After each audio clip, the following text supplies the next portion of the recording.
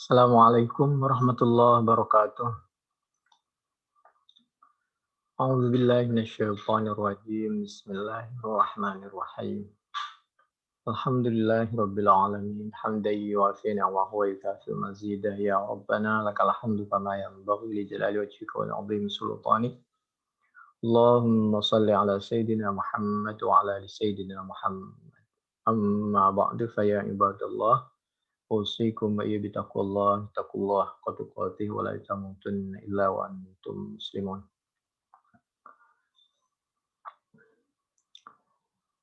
Ada ungkapan dan ungkapan itu betul bahwa Al-Quran itu insya Allah bisa memberi syafaat, bantuan, atau sangat bermanfaat bagi yang membacanya. Menjadi penolong di hadapan Allah Subhanahu wa Ta'ala kelak. Namun, apabila penjelasan itu dipahami untuk membuang hadis, tafsir, dan buku-buku yang lain, maka itu sangat tidak benar.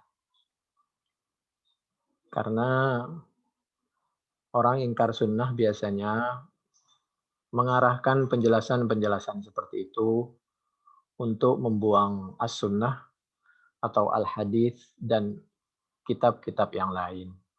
Dengan alasan, mari kita kembali kepada Al-Quran. Padahal dasar umat Islam itu Al-Quran dan as-sunnah. Apabila berdasarkan hanya kepada Al-Quran, maka jelas salahnya. Karena kita diperintahkan sholat zuhur itu Al-Quran, maka sholat zuhur 4 rakaat itu dasarnya adalah as-sunnah atau al-hadis. Al-Quran bisa dikatakan tidak bisa dipisahkan dengan Allah. Karena Al-Quran firman Allah Subhanahu wa Ta'ala. Demikian juga Nabi tidak bisa dipisahkan dengan as-sunnah atau al-hadis. As-sunnah atau al-hadis tentu yang mutawatir, yang sahih, tidak bisa dipisahkan dengan Nabi. Ketika kita tidak menghargai Al-Quran, sama dengan tidak menghargai Allah. Ketika kita tidak menghargai as-sunnah, sama dengan tidak menghargai Nabi. Memang as-sunnah, al-hadis ini perlu ditimbang, dipilih, dinilai, dikaji, tapi bukan kita. Yang mengkaji adalah Al-Quran, as-sunnah, Nabi Muhammad Sallallahu Alaihi Wasallam, para sahabat, para tabi'in, para tabi'in, dan para imam, para ulama. Baru kalau kita punya ijtihad. Hadis, as-sunnah bisa memberikan syafaat kepada kita.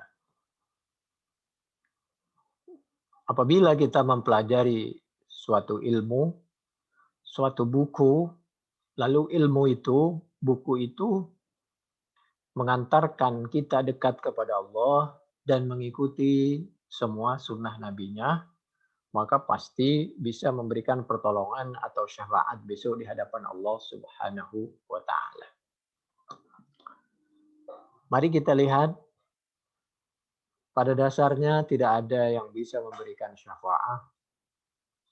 Hanya Allah yang bisa memberikan pertolongan atau syafaat, kecuali apabila mendapatkan izin dari Allah Subhanahu wa Ta'ala. Berdasarkan Al-Quran, surah Al-Baqarah ayat 255. A'udzu billahi minasyaitonir rajim. Bismillahirrahmanirrahim. Man dzalladzi yashfa'u 'indahu illa bi'idznih. Pakai illah. Pada dasarnya tidak ada yang bisa yashfa' indah kecuali illa bi'idznih. setelah mendapatkan izin dari Allah Subhanahu wa taala. Yang pertama mendapatkan izin dari Allah Subhanahu wa taala, kalau Al-Qur'an sudah pasti bisa dapat memberikan syafaat bagi yang membacanya. Yang pertama mendapatkan izin dari Allah untuk memberikan syafaat itu adalah Nabi Muhammad sallallahu alaihi wa alihi wasallam. Jadi Nabi Muhammad sallallahu alaihi wa berdasarkan paling tidak Al-Baqarah 125, kami ulangi 255 dan ayat-ayat yang lain tentang syafaat dan dijelaskan oleh Nabi sendiri, diyakinkan oleh Nabi sendiri. Waktu Nabi membaca Al-Quran surah Ibrahim ayat 36, Al-Maidah 118, ketika Nabi Ibrahim berusaha membantu umatnya dunia akhirat, menolong, memberikan syafaat kepada umatnya dunia akhirat. A'udzubillahi minasyaitonirrajim. Bismillahirrahmanirrahim. Wa man asani fa innaka ghafurur rahim. Mohon maaf ya Allah apabila ada orang yang durhaka kepadaku. Bahasanya halus, bukan durhaka kepada Allah. Maunya, ya Allah, apabila Engkau berkenan, mereka itu durhaka kepada kami, bukan kepada Allah. Sehingga kalau Allah berkenan, tolong maafkan, sayangi. Itu bahasa sederhananya seperti itu. Karena Nabi Ibrahim itu ingin menutupi kekurangan umatnya dan ingin menyelamatkan umatnya dunia akhirat. Bahasanya bukan asaukah, tapi asani. Ibrahim 36. Nabi Isa juga ingin memberikan syafaat, pertolongan, bantuan, ingin menyelamatkan umatnya dunia akhirat, diabadikan di dalam Al-Maidah ayat 118. A'udzubillahi minasyaitonirrajim. Bismillahirrahmanirrahim. In tu'adzibhum fa innahum ibaduk. Apabila engkau memberikan hukuman yang tegas, maka ya Allah itu memang hakmu karena mereka telah melakukan kesalahan. Tapi kami yakin insya Allah engkau memaafkan karena mereka yang melakukan salah bagaimanapun itu adalah hambamu. Ini bahasa yang sangat tawadhu, yang sangat halus ketika mereka berusaha semacam berdialog memohon kepada Allah agar umatnya dimaafkan. Wa in taufir lahum fa innaka antal azizul hakim. Al-Maidah ayat 118. Kami yakin ya Allah Engkau Maha Aziz, Maha Kuat, Maha Perkasa. Tapi satu sisi Engkau adalah pemaaf. Wa in taufir, dan Engkau adalah Al-Hakim, sangat bijaksana. Ini Al-Maidah 118. Maka ketika Nabi Muhammad SAW membaca Al-Quran surah Ibrahim ayat 36, Al-Maidah 118,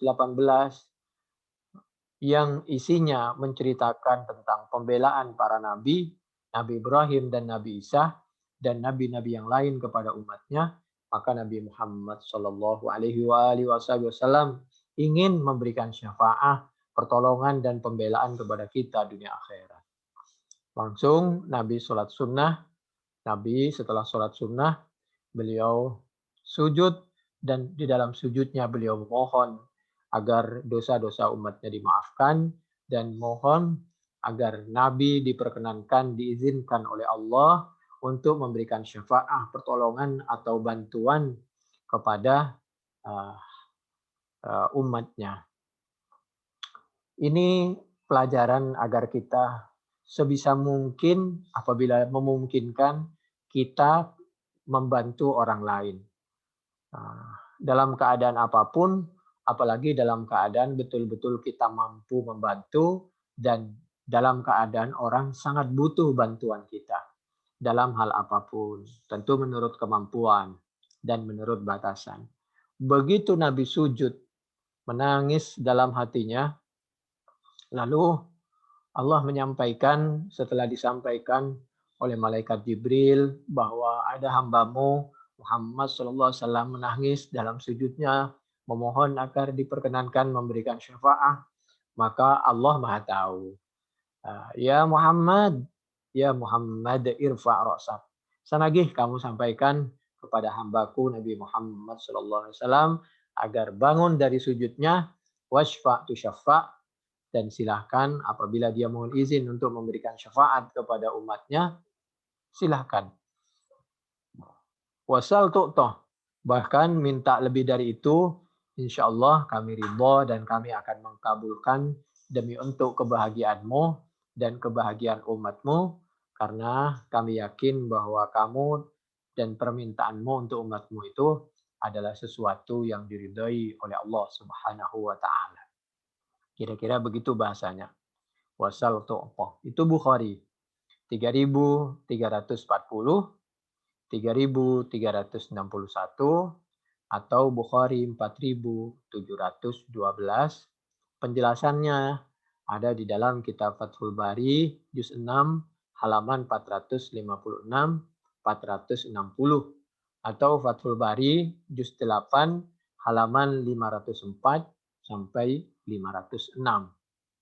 Apa hubungannya dengan buku atau semacam, kalau dulu kan orang punya gagasan itu ditulis dalam buku. Kalau hadis itu kan memang sabda Nabi ya, tentu yang sahih. Untuk mengatakan sahih atau tidak sahih itu yang menilai sekali lagi jangan kita, yaitu biar ulama yang ahli yang tidak punya kepentingan, sehingga kita bisa mengetahui mana yang asli, mana yang tidak asli, mana yang sahih, mana yang hasan, mana yang dhaif, mana yang mutawatir, mana yang ahad. Setelah kita kembalikan, setelah kita timbang, kita ukur dengan Al-Quran dan As-Sunnah yang sahih. Sekali lagi yang memutuskan, yang menimbang bukan kita.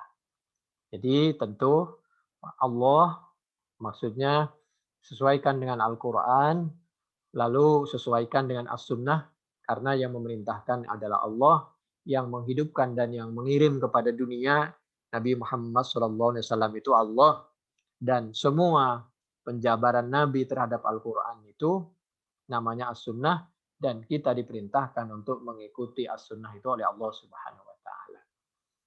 Tentu As-Sunnah yang tidak bertentangan. Untuk sekali lagi mengatakan bertentangan apa tidak itu bukan hak kita, karena terlalu lemah kemampuan kita.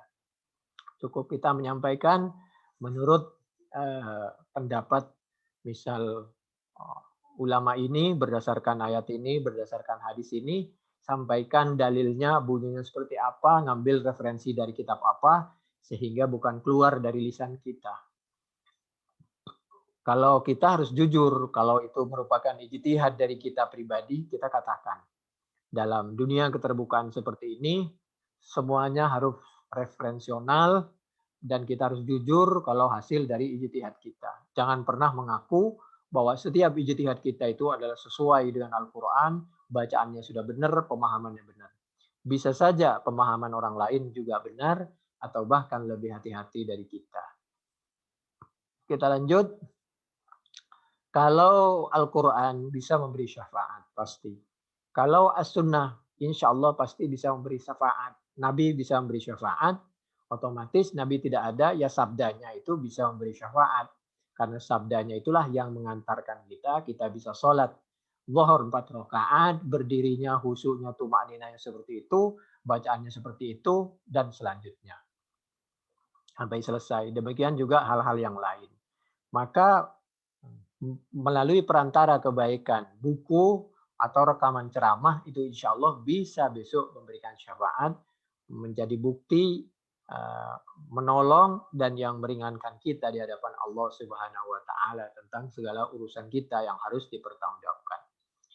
Kalau buku lain, kalau ulama saja, kalau manusia bukan nabi saja bisa memberikan syafaat, setelah Allah mengizinkan kepada nabi, lalu Nabi memberikan syafaat, lalu para ulama, lalu teman-teman yang ikut pengajian sesama dengan kita, sholat bersama kita, dan seterusnya, teman-teman yang baik itu, apalagi hadis, apalagi sunnah Nabi, sudah pasti bisa memberikan syafaat.